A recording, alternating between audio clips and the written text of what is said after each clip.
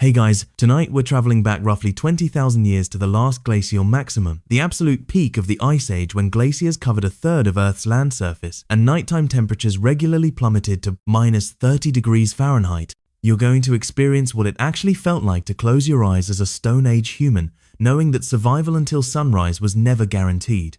Spoiler alert, you probably wouldn't make it through a single week, let alone an entire winter season.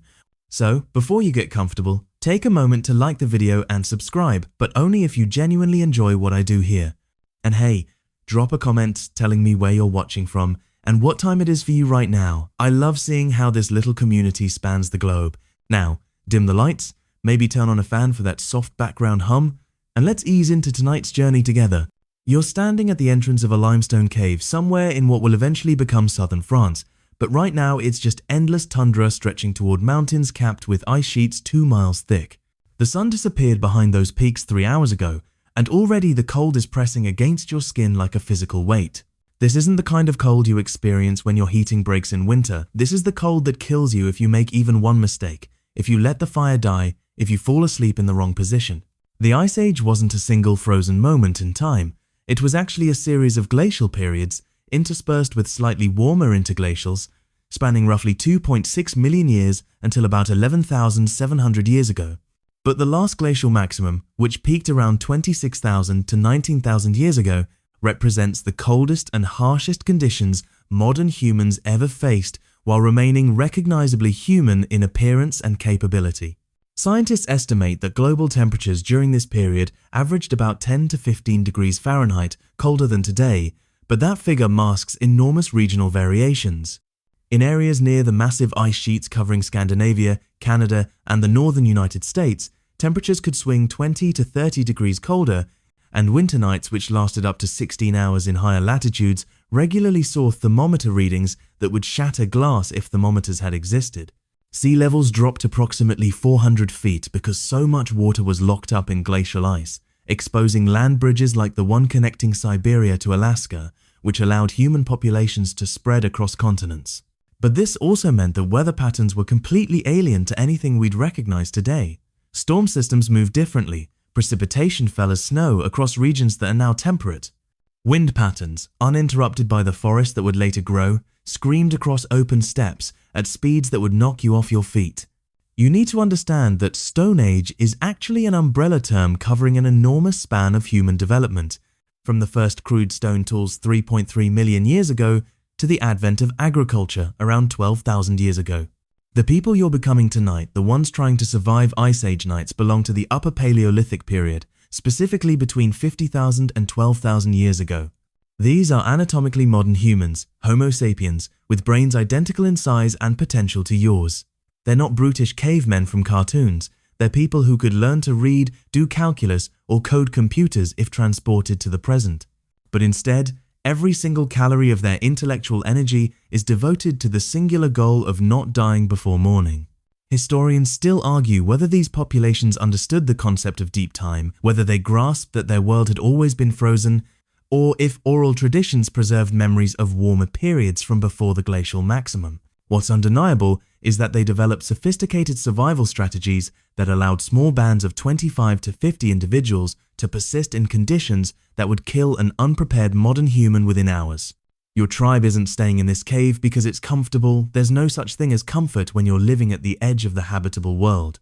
You're here because this specific location offers 3 critical advantages: protection from wind, a narrow entrance that can be defended and insulated, and proximity to a migration route where reindeer herds pass twice yearly. The archaeology of Ice Age sleeping arrangements reveals fascinating details through the arrangement of hearths, the distribution of stone tools, and the concentration of organic remains.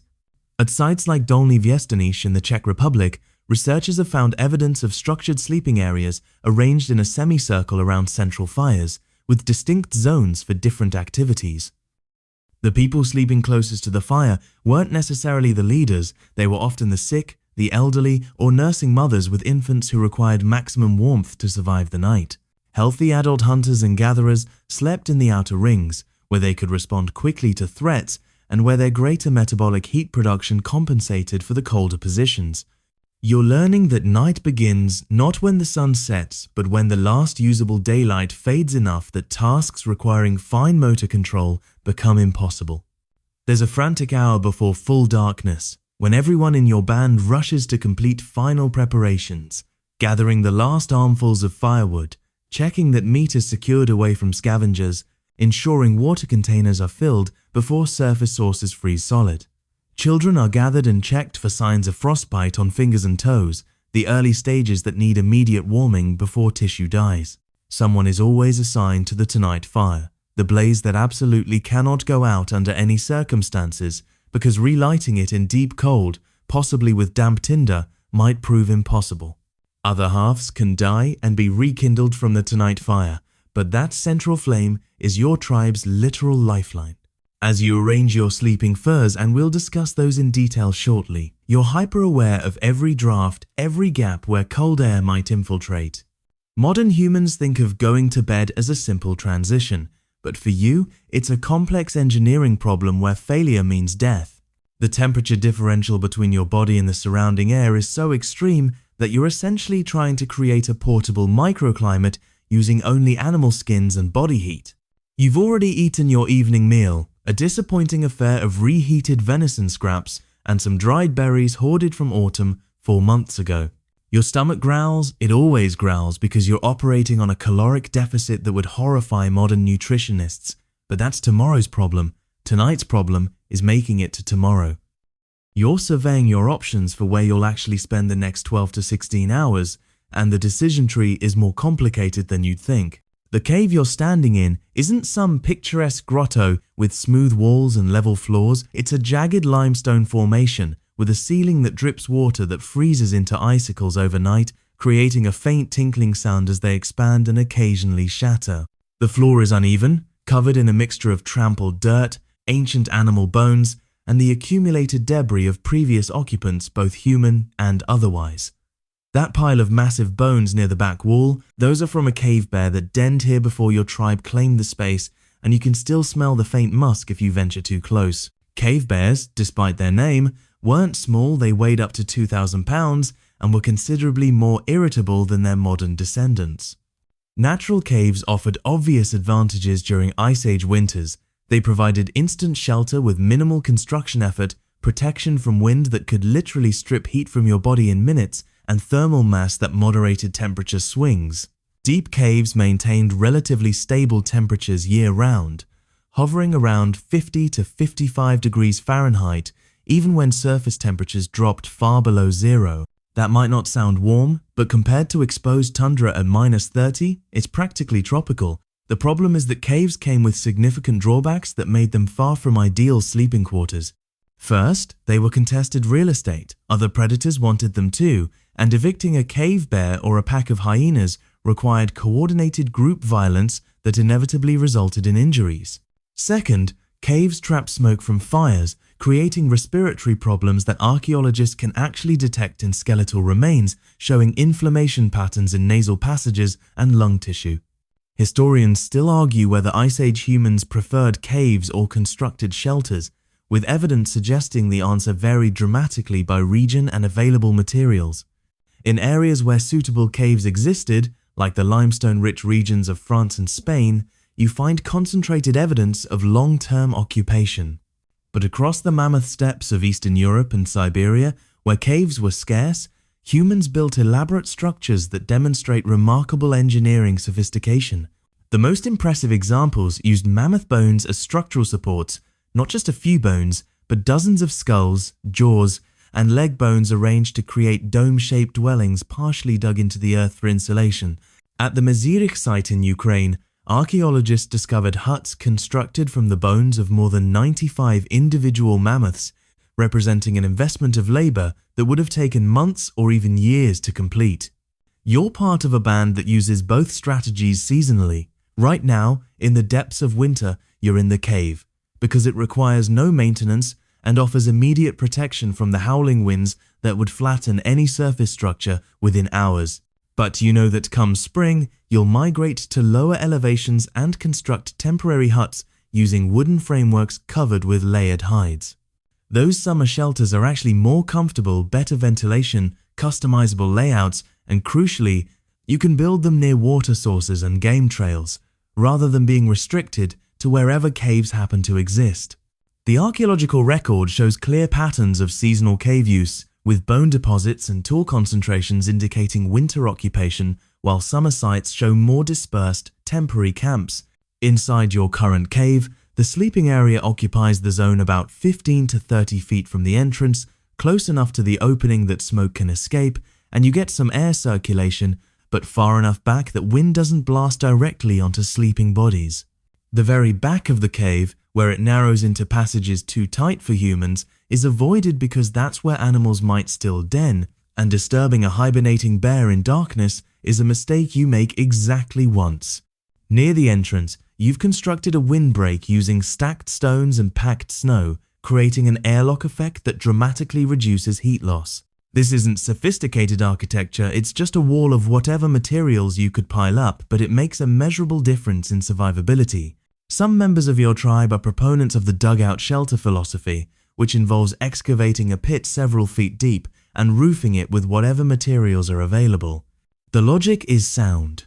Once you descend below the frost line, Earth provides excellent insulation, and the lower profile presents less surface area for wind to attack.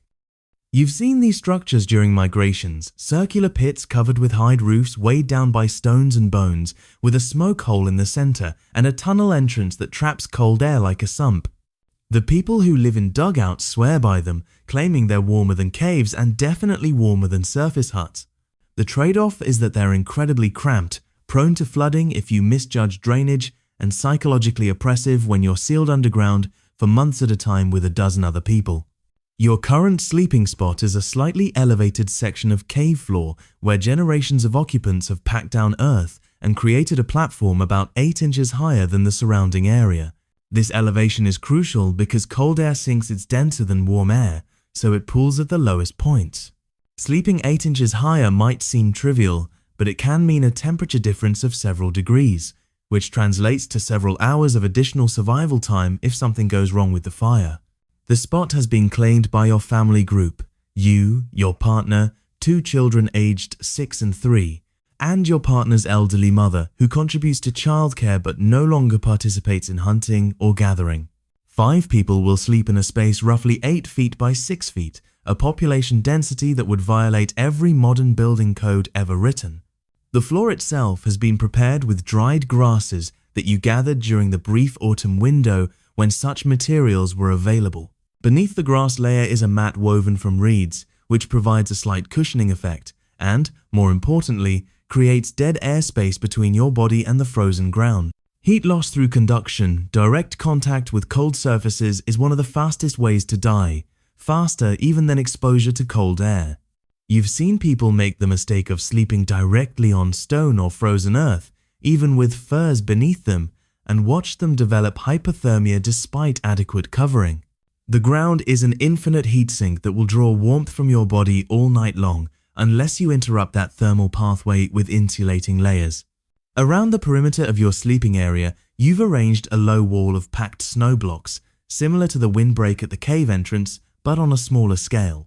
This creates a microclimate within the larger cave climate. And while you can't seal it completely, you need air circulation to avoid suffocation from carbon dioxide buildup. The partial barrier reduces draft significantly. Other families have similar arrangements radiating outward from the central fire pit, creating a spoke pattern of sleeping zones that maximizes the number of people who can benefit from the fire's warmth, while maintaining some territorial boundaries. Privacy doesn't exist in any meaningful sense, but each family group maintains its own supplies, its own furs, and its own spot that others don't intrude upon without invitation. You're kneeling beside the tonight fire, and the responsibility of keeping it alive settles over you like an actual physical weight. This isn't a campfire where you roast marshmallows and sing songs. This is the difference between your tribe waking up tomorrow or being found in spring as a cluster of frozen corpses. The fire pit itself is a depression about 3 feet across and 1 foot deep, lined with stones that have been heated and cooled so many times they've begun to crack and split. These stones serve multiple functions. They reflect heat outward toward the sleeping areas, they retain warmth for hours after flames die down, and they create a defined boundary that prevents embers from rolling into sleeping furs and creating an entirely different kind of disaster. You've heard stories from other tribes about whole families burning to death in their shelters, and the irony that both fire and lack of fire can kill you isn't lost on anyone. The fuel you're working with is a constant source of anxiety. Trees don't grow on glacial tundra, the permafrost prevents deep root systems, and the growing season is too short for forests to establish. What you have instead is a mixture of dwarf shrubs, gathered driftwood from seasonal streams, and most importantly, bones. Yes, bones burn, especially the dense leg bones of mammoths, bison, and reindeer that contain fat-rich marrow. When you crack them open and expose the interior, they'll smolder for hours, producing steady heat with relatively little smoke. The technique requires practice because bones don't ignite easily. You need an established fire already burning hot before adding bone fuel, but once they're going, they're remarkably efficient. Archaeological sites from Ice Age Europe show fire pits absolutely packed with burned and calcined bones, evidence that this wasn't occasional behavior, but the primary fuel source for months at a time. You've also stockpiled animal fat, rendered and stored in sections of intestine that serve as primitive containers. A chunk of mammoth fat, roughly the size of your fist, when placed strategically in the fire, will melt and burn with intense heat for an hour or more. The smell is overwhelming, rancid and thick enough to taste, but smell doesn't kill you, and cold does, so you've long since stopped caring. The fat serves double duty. It's fuel for fire and it's fuel for your body, providing caloric density that lean meat simply can't match. Historians still argue whether Ice Age diets were primarily protein-based or fat-based, but the evidence increasingly suggests that fat was the premium resource, sought after and consumed in quantities that would horrify modern cardiologists. Your body, operating in sub-zero temperatures and engaged in constant physical labor, burns fat like a furnace burns coal. Fire-making technology is perhaps the most critical skill separating humans from every other species shivering in the Ice Age darkness. You carry your fire-starting kit in a leather pouch that never leaves your body, 2 pieces of iron pyrite, a chunk of flint, and a bundle of charcloth made from burned plant fibers. The technique involves striking the flint against the pyrite to create sparks, tiny fragments of iron that ignite from the force of impact, and directing those sparks onto the charcloth, which smolders rather than flames. You then transfer the smoldering char to a nest of dried grass mixed with shredded bark, blow gently to introduce oxygen, and nurse the first tiny flame into existence. In ideal conditions, the whole process takes maybe 2 minutes. In Ice Age conditions, with fingers numb from cold and wind scattering your tinder, it can take 20 agonizing minutes or fail entirely. The fear that keeps you awake during your fire watch shifts isn't that the fire will suddenly explode into nothing. Fires don't disappear instantly. It's that you'll get drowsy, let it burn too low, and then lack the materials or energy to resurrect it. You've arranged your fuel supply in careful gradations, fine tinder that catches instantly, small twigs that bridge the gap between tinder and larger fuel, and then the substantial stuff that actually produces heat. Letting the fire burn down to just embers means you need to start almost from scratch, and if your tinder is damp or if the wind shifts and blows smoke directly into your working space, you might struggle for an hour while the cave temperature drops and people begin to wake in distress. Your tribe practices a rotation system where adults take turns on fire watch, usually in 2-hour shifts throughout the night. Right now it's your turn, which means you're sitting approximately 6 feet from the flames, close enough to tend them immediately, but not so close that you'll fall asleep from the warmth and neglect your duty. You're wrapped in a heavy fur cloak, but you've deliberately left your feet slightly cold because discomfort keeps you alert. Other tribe members have different strategies. Some people pace in small circles, some chew on strips of dried meat to stay awake, and some engage in repetitive tasks like sharpening stone tools or working hide that keep their hands busy and minds focused. The worst fire watchers are the ones who think they can multitask, who convince themselves they can sleep lightly and somehow sense if the fire needs attention. Those people wake up confused when someone shakes them violently and shows them the nearly dead embers they let happen. The smoke is a genuine health hazard that you're only dimly aware of. Modern studies of hunter-gatherer populations living in similar conditions show elevated rates of respiratory diseases and reduced lung function from chronic smoke exposure. You cough constantly, everyone does, and in winter your phlegm is black with particulate matter. Some mornings you wake with eyes so irritated they're nearly swollen shut, and your throat feels raw from breathing smoke for 12 hours in an enclosed space. But again, respiratory problems are tomorrow's concern or next year's concern, while freezing is tonight's concern, so the calculation isn't even close. You feed more bone into the fire and watch it settle into the coals with a satisfying crunch. The fire provides more than heat, it provides light, which has psychological value that's difficult to overstate. Total darkness does things to the human mind, especially prolonged darkness night after night after night. You need to see the cave walls, to see your family members sleeping, to see the entrance and know that nothing is creeping toward you unseen. The flickering orange glow creates dancing shadows that are unsettling but familiar.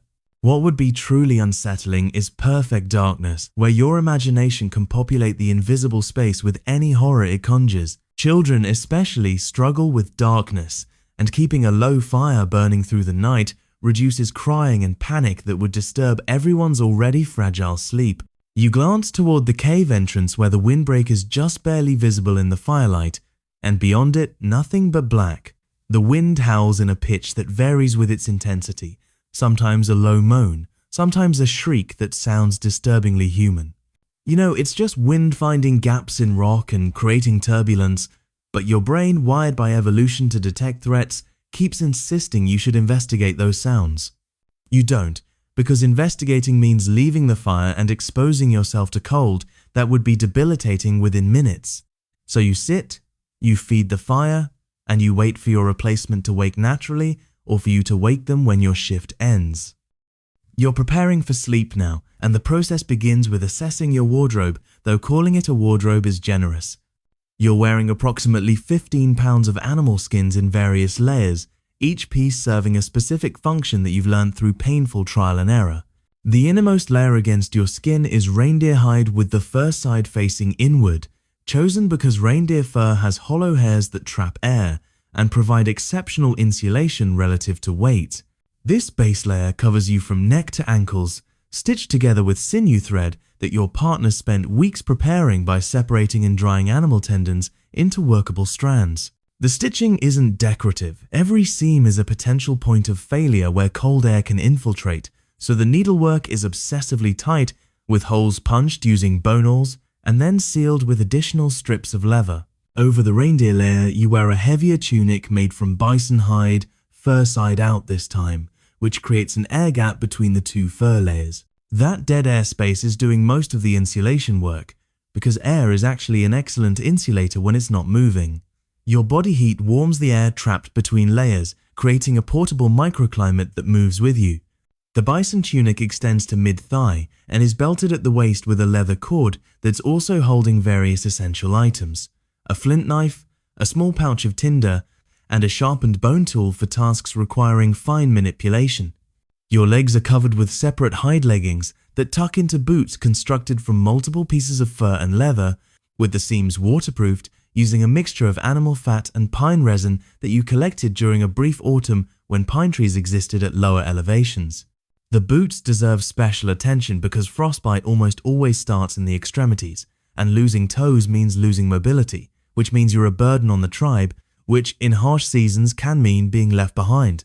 Your boots have 3 layers: an inner sock made from hare fur, a middle layer of felt, like material created by pounding and compressing plant fibers, and an outer shell of tough hide from a deer's leg, chosen because that particular leather is naturally thicker and more resistant to abrasion. The soles are reinforced with extra layers stitched in overlapping patches, because you're walking on ice and frozen ground that will shred inadequate footwear within days. Some tribe members have experimented with attaching flat pieces of bone to their boot soles for better traction, creating proto-crampons that actually work surprisingly well on ice. Your hands are covered with mittens rather than gloves because mittens keep fingers together where they can share warmth. These mittens are massive things made from bear paw fur, chosen because bears naturally have fur adapted for cold tolerance. The mitts are attached to your tunic sleeves with leather thongs so you can't lose them, and they extend far enough up your forearms that there's no gap where wrist skin might be exposed. During the day when you need manual dexterity for tasks, you suffer with bare hands and accept the pain of cold fingers as the price of getting work done. But at night, the mittens stay on, and you've trained yourself to sleep with your hands tucked into your armpits where your core body heat can keep them warmest. The final outer layer is a hooded cloak made from wolf pelt stitched together, fur out, that drapes over everything else and extends almost to the ground. Wolf fur is prestigious. Wolves are dangerous to hunt and their pelts are relatively rare, but it's not just status symbolism. Wolf fur is remarkably windproof and has natural oils that shed light, snow and moisture. The hood is crucial because you lose an enormous amount of body heat through your head, a fact that Ice Age humans understood intuitively even if they didn't have the physics to explain it. Your hood is lined with additional fox fur around the face opening, creating a ruff that protects your cheeks and nose from wind and reflects your exhaled breath back toward your face, providing a tiny amount of warmth with each breath. Historians still argue whether Ice Age humans understood the layering principle or simply stumbled into it through desperation, but the archaeological evidence shows remarkably sophisticated clothing construction techniques. Eyed needles made from bone or ivory appear in the archaeological record starting around 40,000 years ago, and their appearance correlates with human expansion into the coldest environments on Earth. Before tailored, layered clothing, humans were restricted to relatively temperate zones. After its invention, humans could survive anywhere. Historians still argue whether Ice Age humans understood the layering principle or simply stumbled into it through desperation, but the archaeological evidence shows remarkably sophisticated clothing construction techniques. Eyed needles made from bone or ivory appear in the archaeological record starting around 40,000 years ago, and their appearance correlates with human expansion into the coldest environments on Earth. Before tailored, layered clothing, humans were restricted to relatively temperate zones. After its invention, humans could survive anywhere. The needles found at Upper Paleolithic sites are tiny, some with eyes less than 2 millimeters wide, indicating clothing with seams tight enough to block wind, essentially the same principle as modern technical outdoor gear, just executed with Stone Age tools and incredible patience. Now comes the sleeping arrangement, which involves creating a nest of additional furs that you'll burrow into for the night. Your primary sleeping fur is a massive cave bear hide that you inherited when your partner's father died 3 winters ago. It's easily 8 feet by 6 feet, thick enough that you can barely fold it, and it still has the bear's claws attached along one edge, partly because removing them is difficult, partly because they serve as weights that keep the hide from shifting. This bear hide forms the base layer of your sleeping setup, spread over the grass and reed mat you prepared earlier. The fur side faces up, giving you something soft to lie on, while the leather side against the ground provides a moisture barrier, because the last thing you need is condensation from your body heat soaking into your furs and then freezing. On top of the cave bear hide, you arrange 2 reindeer skins that will cover you and your family. These are lighter and more flexible than the bear hide, easier to tuck around bodies and adjust throughout the night as people shift positions. You've also got several rabbit pelts stitched together into a blanket that's specifically for the children. It's lightweight enough that it won't suffocate them, but provides a surprising amount of insulation. The 3-year-old will sleep between you and your partner, the ultimate warm position, while the 6-year-old is old enough to sleep on the edge but still within arm's reach. Your partner's mother gets the spot closest to the fire, a privilege of age and also practical since she needs more warmth due to her decreased metabolic rate and thinner build. Before actually getting into this fur nest, you remove your outer cloak and boots, but everything else stays on. Sleeping fully dressed is non-negotiable because if something happens, if a predator appears, if the fire crisis demands immediate attention, if someone gets sick, you need to be mobile within seconds, not fumbling with clothing in darkness while your fingers freeze. You do loosen your belt and any tight bindings that might restrict circulation, because blood flow is what carries heat to your extremities and you need that system working optimally. Your boots get placed between the sleeping furs near your feet, where your body heat will keep the leather supple. Frozen boots in the morning are nearly impossible to put on and can cause frostbite while you struggle with them. You're settling into the sleeping arrangement now, and immediately the choreography of group sleeping becomes apparent. This isn't 5 individuals each claiming their own space. It's a coordinated thermal mass strategy where bodies are positioned to maximize collective heat retention while minimizing exposed surface area. Your partner lies down first, on their right side facing the fire, knees drawn up in a fetal position that reduces the body's surface area exposed to cold air. The 3-year-old is placed in front of your partner, essentially spooned against their chest and stomach, the child's back pressed against the warmth of an adult torso. You position yourself behind your partner, creating a second layer of insulation, your chest against their back, your knees fitting into the bend of their knees. The 6-year-old fits into the curve of your body, and finally your partner's mother lies on the outer edge, completing a human chain of interlocked bodies. This arrangement isn't comfortable in any modern sense. Your arm goes numb within an hour from the weight of bodies pressing against it, your hip aches from the uneven ground beneath the furs, and someone's elbow is definitely jabbing into your ribs. But comfort is a luxury you abandoned the moment temperatures dropped below freezing and stayed there for 6 consecutive months. What this position accomplishes is reducing the collective surface area exposed to cold air by roughly 30% compared to 5 people sleeping individually. It also creates a microclimate within the fur cocoon, where combined body heat accumulates. The air temperature inside your sleeping furs, measured at face level, might be 50 degrees, while the cave ambient temperature is 20 degrees. That 30-degree difference is the margin between sleep and hypothermia. The breathing patterns of 5 people in close proximity create a humid microenvironment that has both benefits and problems. Humidity helps because moist air conducts heat better than dry air, meaning the warmth your bodies generate stays closer rather than dissipating immediately. But moisture also accumulates on the inner surface of your sleeping furs, and by morning there will be a thin layer of frost on the inside of the topmost reindeer hide from your exhaled breath condensing and freezing. This is why you need multiple layers of sleeping furs. The outermost ones become damp and need to be rotated out, dried near the fire, and replaced with fresh ones. A single sleeping fur would become completely saturated within a few nights and lose most of its insulating value. Your face is the only part of your body directly exposed to the cave air, and you can feel the cold working on your cheeks and nose like something actively hostile. Some tribe members sleep with furs pulled completely over their heads, but that creates a dangerous carbon dioxide buildup that leaves you groggy and headachy in the morning, assuming it doesn't suffocate you outright. The compromise is to leave a small opening around your face for air circulation while using the fur-lined hood you're still wearing to protect most of your head.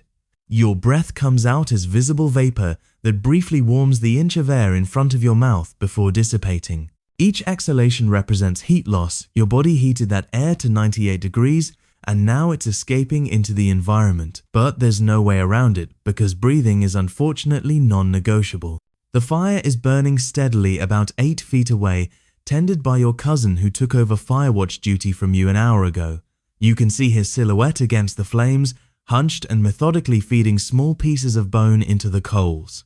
The firelight creates a warm orange glow that makes the cave walls seem almost cozy, though you know that's an illusion. The walls are covered in moisture that's slowly freezing into sheets of ice in the sections beyond the fire's immediate radius. Somewhere deeper in the cave, water is dripping with a steady rhythm that would be soothing if you didn't know each drip was creating another icicle that could eventually crash down on someone. The cave itself is a living system that's simultaneously your ally and a threat, providing shelter while also trying to freeze, drown, or impale you depending on the season. Sleep comes in waves rather than arriving all at once. Your body is exhausted from the day's activities, a failed hunting expedition where you tracked a reindeer herd for miles before losing them in a whiteout, followed by several hours of processing the previous day's small kill and scraping hides. But your mind is reluctant to surrender consciousness because some primitive part of your brain insists that sleeping in these conditions is dangerous, which it is, technically. People do die in their sleep during Ice Age winters, usually from hypothermia when they're already weakened by illness or hunger, sometimes from carbon monoxide poisoning if fire ventilation is inadequate, occasionally from cave collapses or predator attacks. Your brain is running risk calculations even as your eyes close, trying to determine if the energy saved by sleeping exceeds the danger of reduced awareness. The children drop off first because their bodies lack the developed threat assessment systems that keep adults anxiously alert. You feel the 3-year-old's breathing shift from irregular and shallow to the deep, slow rhythm of genuine sleep. The weight of their small body against your partner becomes heavier as muscles relax completely. The 6-year-old takes longer, squirming several times and mumbling something unintelligible about a bird they saw during the day. You make a quiet shushing sound, and your partner reaches back to pat the child's shoulder through the layers of fur. These small gestures of comfort are important. Touch reassures in ways that words can't, reminding everyone that they're not alone, that the group is intact, that you'll face whatever the night brings collectively, rather than as isolated individuals. Historians still argue whether Ice Age families felt affection in ways we'd recognize, or whether relationships were purely pragmatic survival arrangements. The archaeological evidence is frustratingly silent on emotional matters. Bones and stones don't preserve love, but you know what you feel. Genuine tenderness for these people breathing beside you, mixed with a fierce protective instinct that would make you kill without hesitation to keep them safe. Whether that's love or evolved psychology designed to enhance group survival chances doesn't particularly matter when you're living it. The 6-year-old is yours, not just genetically, but through 1,000 nights of shared warmth, 1,000 meals where you ensured they ate before you did, 1,000 moments of teaching them how to identify edible plants or move quietly while tracking game. Your partner shifts slightly and you adjust to maintain contact. There's a language of micro-movements that couples develop after years of sleeping in close proximity, wordless negotiations about whose arm goes where, who gets the slightly warmer position tonight, whether someone needs to get up to urinate and requires space to extract themselves from the pile of bodies without waking everyone. You've been with this partner for 8 winters now, a relationship that began pragmatically when the previous band dynamic shifted after several deaths, and has evolved into something that feels like partnership, even if no ceremony or formal commitment marks it as such. You share resources, you defend each other, you produce children together, and you split the labor of survival according to who's better at which tasks. If that's not marriage, it's functionally indistinguishable from it. The cave is never truly silent. Beyond the fire's crackling and the occasional sound of wood or bone settling in the flames, there's the wind outside producing its variable howl, the dripping water deeper in the cave, and the biological sounds of 30 people breathing, snoring, coughing, and shifting in their sleep. You're drifting in that liminal space between waking and sleeping when your entire body jolts alert at a sound from outside the cave, a low cough that's definitely not wind, definitely not human, and definitely close enough to be concerning.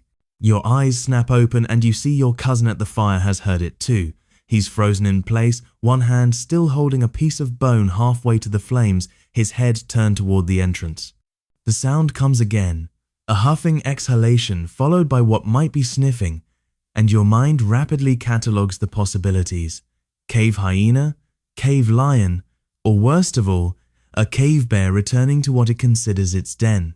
The fire should deter most animals, but should is doing a lot of work in that sentence, especially when the creatures outside are desperate and hungry after their own day of failed hunting. Cave bears were actually going extinct during this period, their populations declining as the Ice Age reduced the plant foods they depended on, but the few remaining individuals were incredibly dangerous, precisely because extinction made them desperate.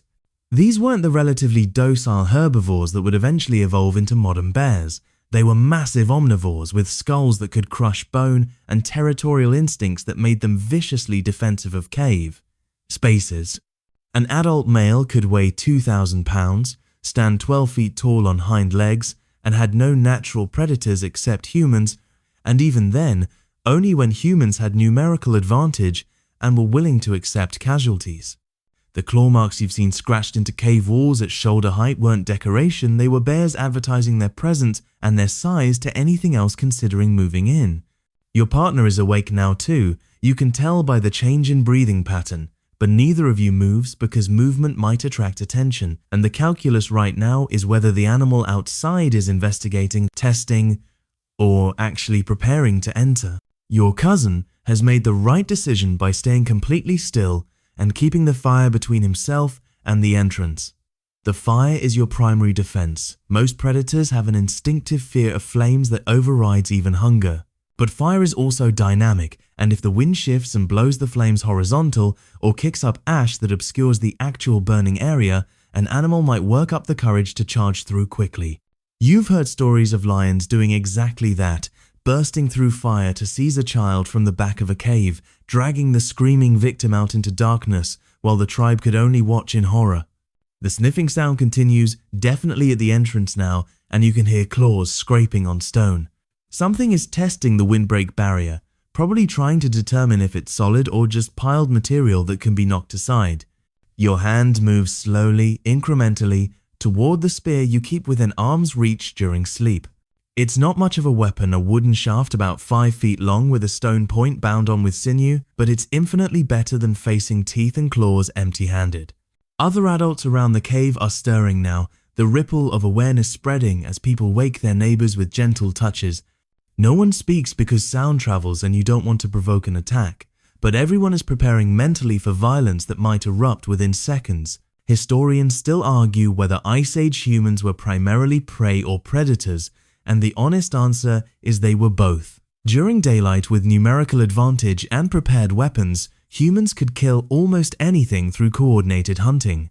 But at night, in confined spaces, surprised and half asleep, humans were absolutely on the menu for large carnivores. The archaeological record preserves cave bear dens with human bones mixed among bear remains, gnawed and cracked open for marrow, evidence that predation went both directions. Some of those bones show healing marks from previous injuries, meaning these were people who survived previous encounters but eventually ran out of luck. You could be one day, one mistake, one moment of bad fortune away from becoming a cautionary tale told by survivors around next winter's fire. The sound outside changes footsteps, definitely quadrupedal, moving along the cave entrance from left to right. Whatever it is isn't leaving but circling, trying to find an easier access point or perhaps working up courage. Your cousin makes a decision. He grabs a burning piece of wood from the fire and throws it toward the entrance, not far enough to reach the windbreak, but far enough that the arc of flaming material will be visible from outside. It's a gamble, it might provoke an attack, but it also demonstrates that the cave is actively defended by creatures capable of throwing fire, which few animals are prepared to deal with. The burning wood lands with a shower of sparks, illuminates the entrance area briefly, and you hear rapid movement outside, retreating but not vanishing entirely. Your 6-year-old whimpers quietly, and you place a hand on their shoulder, squeezing gently in reassurance that you hope you actually feel. The truth is, you're terrified in a way that daylight fear never quite matches. There's something primal about being confined in darkness, while an apex predator investigates whether you're worth attacking. Your heart is hammering hard enough that you're sure everyone can hear it, and your mouth has gone completely dry despite the humid air inside the sleeping furs. The 3-year-old, mercifully, has slept through the entire incident, their breathing still deep and regular. Children's ability to sleep through chaos is either a survival advantage, they're not burning calories on fear, or a vulnerability that requires constant adult vigilance. Minutes pass with excruciating slowness. The fire watcher has abandoned his seated position and is now standing with a spear positioned between the fire and the sleeping areas. 2 other adults have quietly extracted themselves from their sleeping arrangements and joined him, forming a defensive line. This is practiced behavior, rehearsed not through drills, but through lived experience of similar incidents that happen regularly throughout the winter. Sometimes the threats materialize into actual attacks, but more often they end like this one seems to be ending, with the predator deciding the potential calories aren't worth the risk of engaging with defended humans. You hear footsteps again, this time definitely moving away, growing fainter, and finally disappearing into the wind noise. No one immediately relaxes. The retreat could be tactical. Some predators circle back after prey believes the danger has passed. So you wait, weapons ready, listening with intensity that makes your ears ache from the effort. The fire watcher adds more fuel to build the flames higher, creating a larger light radius that extends almost to the entrance. The psychological comfort of expanded visibility is immediate. You can see the windbreak clearly now, see that it's intact, see that nothing is crouched there preparing to spring. Your cousin says something quiet to the other defenders, and they nod but maintain their positions. The protocol is to hold the defensive stance for at least an hour after the last sound of threat, because premature relaxation kills people. Your body is flooded with adrenaline that's going to take hours to metabolize, which means your chances of getting quality sleep tonight are essentially gone. This is the hidden cost of nighttime predator encounters. Even when they don't result in injury or death, they extract attacks in the form of exhausted, sleep-deprived humans who are less effective at tomorrow's survival tasks. You'll be slower on the hunt, less alert to dangers, more irritable with tribe members, and more vulnerable to making mistakes. And this is just one night. Tomorrow night there might be another visit. The night after that, another. The cumulative sleep debt of Ice Age winter survival is staggering, and it's part of why very few people live past their 40s, not because 40-year-old bodies can't function, but because 40 years of accumulated stress, inadequate sleep, marginal nutrition, and constant threat exposure simply wears out the organism. You're eventually coaxing your body back towards something resembling rest, though your mind keeps replaying the sounds from outside and your muscles remain tense, prepared to explode into action. But now a different concern surfaces. You need to urinate, and the biology that's been politely waiting in the background can't be ignored any longer. This is one of the genuinely miserable aspects of Ice Age nights that nobody talks about in the dramatic cave painting narratives. You're warm, relatively speaking, cocooned in furs with 4 other bodies generating collective heat, and extracting yourself means abandoning that warmth, exposing yourself to cave air that's hovering around 20 degrees, and dealing with bodily functions in conditions that would make a modern porta potty seem luxurious. The protocol is to avoid drinking much liquid after sunset, specifically to minimize nighttime bathroom trips, but your body produces urine regardless of your strategic planning, and holding it indefinitely isn't an option. Bladder infections in the Ice Age are potentially fatal, since there's no antibiotic intervention available. So you begin the extraction process, carefully lifting the reindeer hide that covers you without letting cold air flood in and wake everyone else. Your partner feels you moving and shifts slightly to create space, a wordless accommodation that comes from years of practice. You slide out from the pile of bodies inch by inch, moving with exaggerated slowness to minimize disruption. The 6-year-old murmurs something but doesn't wake. Your partner's mother doesn't even twitch. The elderly sleep differently, either deeply unconscious or barely dozing with no middle ground. The temperature differential hits you immediately when you're free of the furs.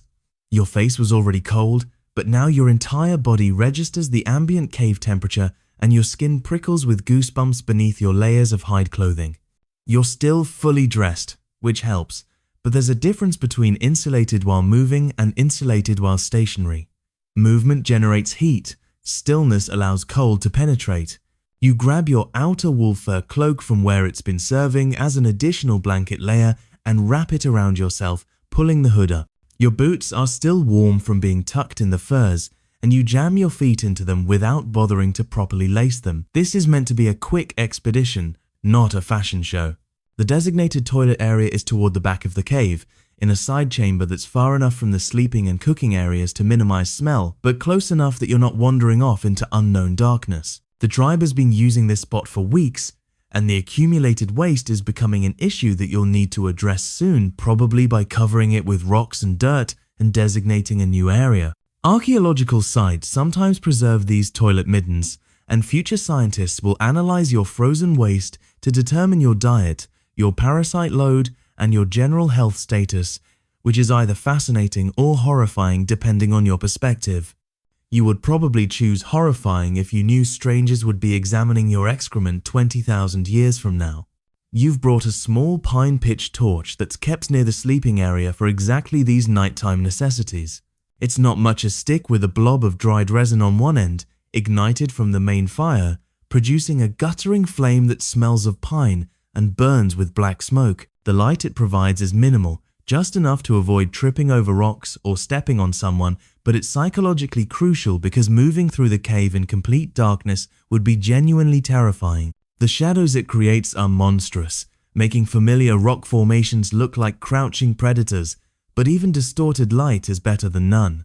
Your cousin at the Firewatch nods as you pass, acknowledging your presence but saying nothing. The toilet chamber is bitterly cold because it's beyond the fire's heat radius, and your breath comes out in thick clouds. The accumulated waste is frozen solid actually, which is a mixed blessing. It doesn't smell as strongly when frozen, but it also creates a treacherous surface that's slippery and potentially hazardous. You position yourself carefully, dealing with multiple layers of clothing that need to be adjusted, and conduct your business as quickly as physically possible. There's no toilet paper, obviously. Some people use smooth stones, some use handfuls of snow, and some use plant materials when available. You've got a stash of dried moss that works tolerably well, though calling it comfortable would be generous. Historians still argue whether Ice Age humans suffered from chronic urinary tract infections and other sanitation-related health issues, but the skeletal evidence suggests they absolutely did. The return journey to your sleeping area feels longer than the outbound trip, possibly because your torch is burning down and the flame is getting smaller, possibly because you're now fully aware of how cold the cave is and how much you're dreading the process of trying to warm back up. You can see your sleeping spot from across the cave, the pile of furs with lumps indicating your family is still there, undisturbed. But when you arrive and lift the reindeer hide to slide back in, you discover that the heat bubble has partially dissipated in your absence and your former spot is noticeably cooler than when you left. This is the penalty for nighttime excursions. You lose your accumulated warmth and have to rebuild it from scratch. You wedge yourself back into position, trying to minimize the cold air you're introducing to the fur cocoon. Your partner grunts in protest as your frigid hands accidentally touch their back. Your body temperature has dropped several degrees in the 10 minutes you were up, and you're essentially a mobile cold pack, disturbing the carefully balanced thermal system. You tuck your hands back into your armpits and curl into a tight ball, trying to minimize your surface area while your metabolism works to generate replacement heat. Your feet are blocks of ice despite the boots, and you press them against your partner's legs to steal warmth, which earns you another grunt of protest, but also a slight shift that accommodates the contact. Marriage in the Ice Age means tolerating your partner's frozen feet against your calves at 3 in the morning without actually complaining out loud. The process of warming back up takes at least 30 minutes, maybe longer. Your body is burning calories to generate heat, calories that you can't really afford to spend but have no choice about expending. This is part of why Ice Age humans needed enormous caloric intake, not just for activity but for constant thermogenesis, the cellular process of heat production. A modern human in a climate-controlled environment might need 2,000 calories per day. You need closer to 4,000 or 5,000, and you're rarely getting that much, which means you're running a chronic deficit that manifests as constant low-level hunger and gradual depletion of fat reserves. By late winter, everyone in the tribe is gaunt, moving with the careful economy of motion that indicates depleted energy stores. You're finally approaching something like sleep again when you become aware of a different sound, the rhythmic scraping of stone on stone from somewhere across the cave, and you realize someone is working on food preparation despite the hour. This isn't unusual. Insomnia is rampant when you're cold, hungry, and anxious, and many people cope by staying productive rather than lying awake torturing themselves with worry. You can't see who it is from your position, but the sound is distinctive. Someone is using a grinding stone to process dried meat into a coarse powder that can be mixed with fat and berries to create pemmican, a high-calorie survival food that keeps indefinitely in cold conditions. It's tedious work that requires no light and can be done almost automatically once you've developed the muscle memory, making it perfect for anxious nighttime hours. The food situation is the underlying anxiety that colors everything else about Ice Age survival. You're not starving, not yet, but you're operating on rations that leave you perpetually hungry, and the stores that seemed adequate in autumn are depleting faster than projected. The mammoth kill from 2 months ago, which was supposed to sustain the tribe through midwinter, turned out to have less usable meat than estimated because portions had already begun to rot before you could properly preserve them. The reindeer herd that usually migrates past your location in late winter hasn't appeared yet, and there's growing concern that climate variations might have shifted their route entirely. You've got perhaps 6 weeks of food remaining at current consumption rates, which sounds adequate until you remember that winter still has at least 10 weeks left to run. The meat storage system relies on natural refrigeration. You've cached portions in snow pits dug outside the cave, covered with rocks to deter scavengers. Other portions hang in the coldest sections of the cave, where air temperature stays below freezing. But refrigeration isn't preservation in any absolute sense, it just slows decay rather than preventing it entirely. Some of your stored meat is already showing signs of freezer, burn and frost damage, the flesh turning grey and developing an off smell that isn't quite spoiled but isn't exactly fresh either. You'll eat it anyway, obviously, because throwing away calories is suicide, but the declining quality of your food supply adds another layer of stress to an already dire situation. You've seen people get sick from marginal meat, vomiting and diarrhea that leave them dehydrated and weakened, and you've seen a few people die when their bodies simply couldn't recover from the combined assault of illness and cold. Food preservation technology in the Ice Age was surprisingly sophisticated given the constraints. You've got dried meat that was cut into thin strips and air-dried during autumn, rendering it lightweight and stable though tooth-crackingly hard. You've got pemmican made by pounding dried meat with rendered fat and whatever berries or nuts you could gather compressed into dense blocks that provide maximum nutrition per unit weight. You've got frozen fish from autumn river runs, caught in makeshift weirs and preserved whole in ice. And you've got very little plant food because plants don't grow on glacial tundra in winter, though you did manage to collect and dry some edible roots and greens during the brief autumn window. The result is a diet that's probably 80% animal products, which keeps you alive but causes its own health problems: constipation, vitamin deficiencies that manifest as bleeding gums and loose teeth, and a general sense of never feeling quite right. Historians still argue whether Ice Age populations practiced any form of rationing or if they simply ate ad libitum until food ran out. The evidence suggests a middle path. People ate as much as they wanted during times of plenty, building up fat reserves, and then ate increasingly restricted amounts during lean times, with tribal leaders or elders managing distribution to prevent any individual from hoarding. The social dynamics of food sharing are complex. You can't afford to let someone starve because you need every adult contributing to survival tasks, but you also can't let someone eat more than their fair share because that threatens everyone. Conflicts over food distribution are the primary cause of tribal violence, arguments that escalate from words to physical confrontations, occasionally resulting in serious injuries or even deaths that the tribe can't afford. Your own hunger is a constant presence, a gnawing sensation that never fully disappears even immediately after eating. Your stomach has apparently shrunk or recalibrated its expectations because the portions that once satisfied you now leave you feeling empty within hours. You're pulled from your half-sleeping state by a different sort of commotion. One of the children from another family group is crying, not the fussy cry of discomfort, but the sustained wailing that indicates real distress. You hear urgent whispered conversation and then someone calling for the tribe's closest approximation to a healer. An older woman named something that translates roughly to knows roots, who has accumulated knowledge about injuries and illness through decades of observation and trial and error experimentation. The fire watcher is building up the flames to provide more light, and you can see figures moving around a sleeping area about 20 feet from yours. Your partner is awake too, listening with the hypervigilant attention that all parents develop when they hear a child in distress, mentally cataloguing whether their own children are accounted for and safe. The crying child is perhaps 4 years old, and from the fragments of conversation you can overhear, they've developed a fever and are complaining of throat pain. In a modern context, this would be concerning but manageable, probably strep throat or similar bacterial infection, treatable with antibiotics and rest. In the Ice Age, it's potentially a death sentence.